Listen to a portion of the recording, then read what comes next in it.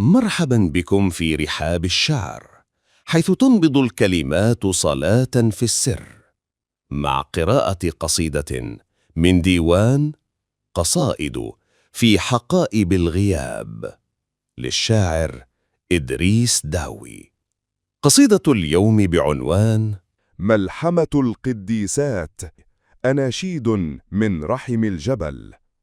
حين سقطت المدن كأوراق مهترئة في مهب الخراب، وارتجف العالم بين فكي وحش مهوس بالموت، كانت هناك في رحم الجبل يولد النور، وامرأة تمسح عن الجبل حزنه، تعدل سلاحها كما تعدل خصلات شعرها، وتقول للريح: مري فأنا صامدة.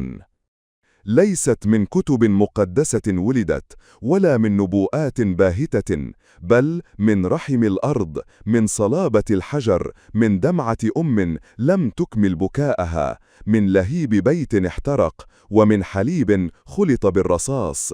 اسمها لا للذل، لا للنقوص، لا للموت المجاني. واسمها أيضا نعم للحياة ولو بأصابع مقطوعة، نعم للكرامة ولو كان الثمن عمرا بأكمله. حين تصبح الأرض أنثى يرتد الظلام عنها مذعورا، فهم عرفوا أن قتيلة المرأة الكردية يحرم من جنته. فأي لعنة هذه، أن تموت على يد قديسة من نار وتحشر في نيران أبدية. لكنها لم تقاتل لتمنعهم من الجنة، بل لتحفظ سماء واحدة للأطفال، وتربة واحدة لأغاني القمح، ونهارات لا يقطع فيها الجسد بالسكاكين المقدسة. كأنها تقاتل لأجلك أنت الذي تقرأ الآن، لكي لا تجبر يوما على الركوع للظلام أو الذبح على مذبح الخرافة. بنادقهن لا تقتل بل تزرع، في فواهيها تنبت الزنابق، وفي مخازن الرصاص تحكى حكايات تروى قبل النوم.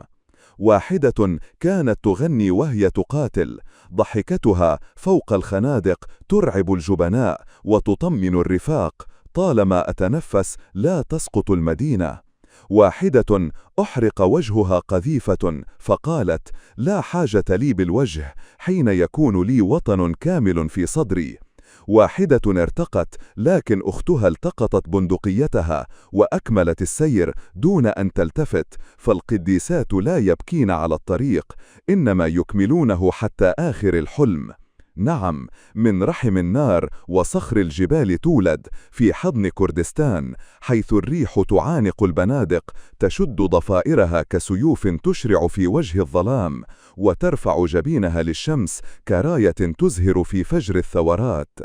قالوا: من تخشاها السماء لا تهزم أبدا. فصارت شبح الرعب في عيون الطغاة، صرحة تروى بدم نقي، ونجمة تضيء سماء المدن وسط الدخان. أقبلنا لا خطا تذروها الرياح في الرمل، بل عاصفة تحطم قيود الأرض وتحيي التراب. إما أن نعيد الأرض حرة أو ندفن فيها أبياتا.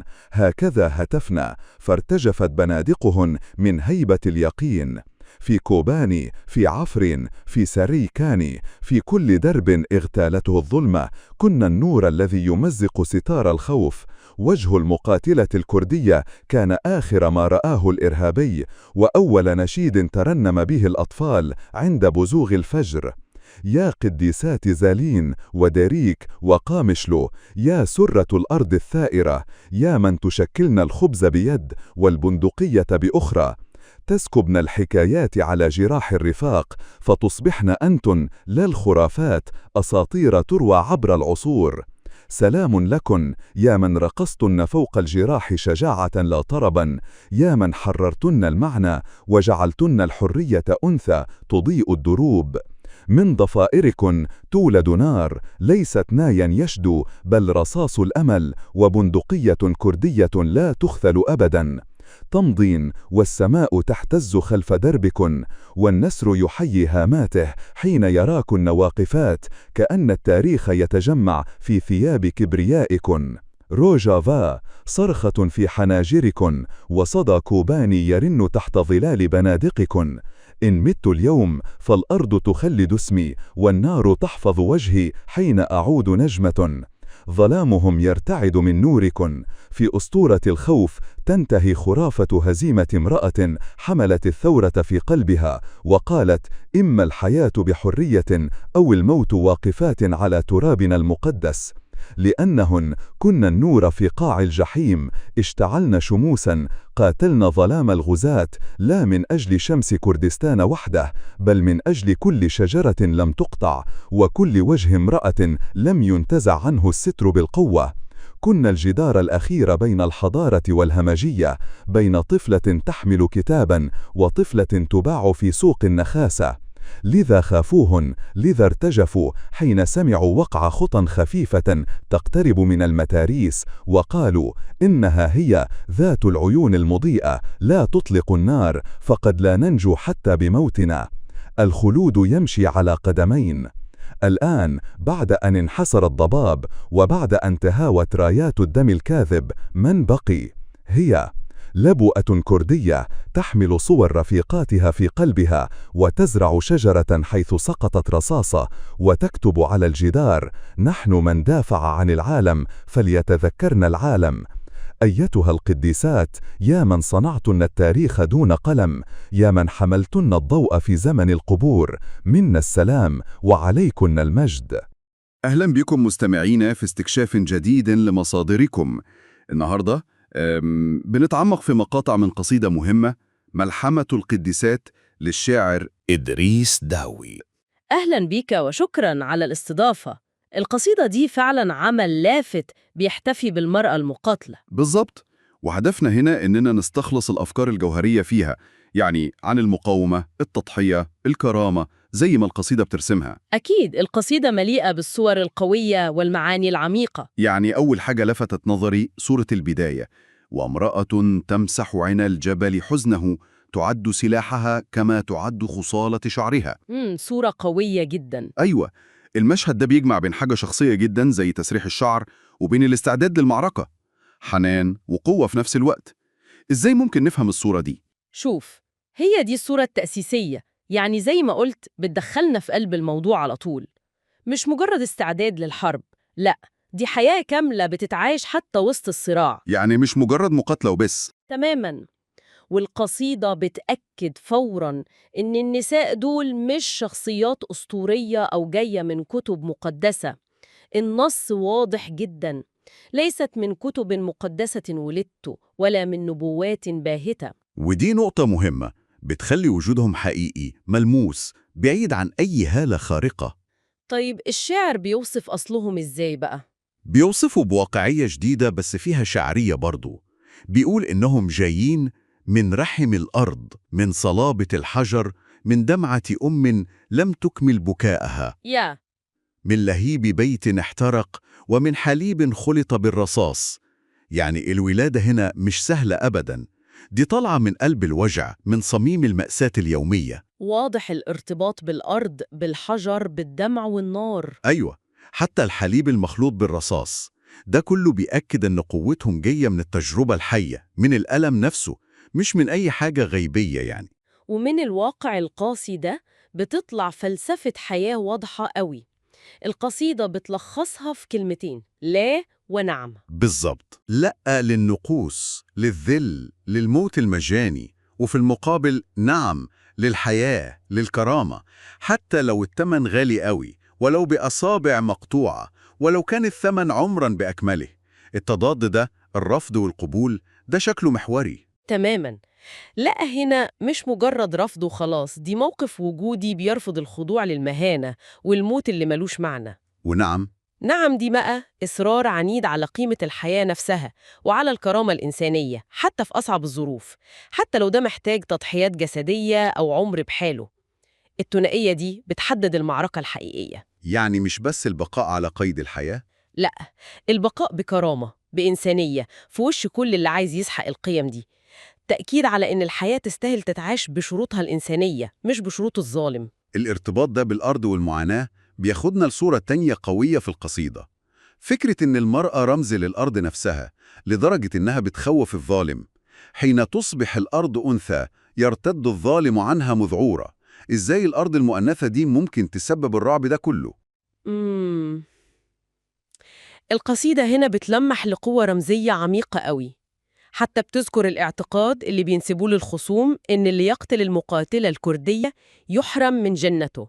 سمعت عنها دي. النص بيتساءل بسخرية شوية عن طبيعة اللعنة الرمزية دي، بس بغض النظر الاعتقاد ده صح ولا لأ، المهم هو القوة المعنوية الكبيرة اللي بتتحسب للمرأة المقاتلة، لدرجة إنها بتبقى مصدر رعب وجودي أو أخروي في خيال العدو نفسه. وده بيوري قد إيه هي بتمثل تحدي لمنظومة الظالم الفكرية. بالظبط. لكن القصيدة مش بتقف عند البعد الرمزي للرعب ده. بتوضح بسرعة إن دافع النساء دول مش دين انتقامي أو محاولة للتحكم بمصير أعدائهم في الآخرة. صح كده؟ أيوة، ودي نقطة مهمة جدا. النص بيأكد إن هدفهم أسمى بكتير ومرتبط بالحياة والمستقبل. بيقول إنهن بيقاتلن لتحفظ سماء واحدة للأطفال وتربة واحدة لأغاني القمح. سماء واحدة للأطفال. هنا بقى دفاع عن أساسيات الحياة، سماء آمنة للأطفال، أرض خصبة للأكل وللثقافة، وحياة يومية ما فيهاش العنف الوحشي اللي بيتغطى بالدين. ده بيوسع دايرة نضالهم قوي. الموضوع ما بقاش مجرد دفاع عن أرض أو قومية بس. فعلاً، الشاعر بيربط نضالهم بالدفاع عن قيم إنسانية عالمية ضد التطرف والوحشية. ده حتى بيخاطب القارئ بشكل مباشر، أي قارئ، وبيقول: كأنها تقاتل أجلك لكي لا تجبر يوماً على الركوع للظالم أو الذبح على مذبح الخرافة. يعني كأنها بتحارب عشان كل واحد فينا؟ بالظبط. بالمعنى ده نضالهم بيبقى معركة عشان كرامة الإنسان وحريته في كل مكان، ضد كل أشكال الظلم والخرافة اللي بتستعبد العقل والجسم. ده دفاع عن الحضارة نفسها. واللي يلفت النظر قوي بقى هو إزاي القصيدة بتعبر عن الدفاع عن الحياة ده حتى من خلال أدوات الحرب نفسها. المفارقة دي عجيبة. بنادقهن لا تقتل بل تزرع. إزاي البندقية ممكن تزرع؟ دي من أقوى الصور الشعرية في النص كله.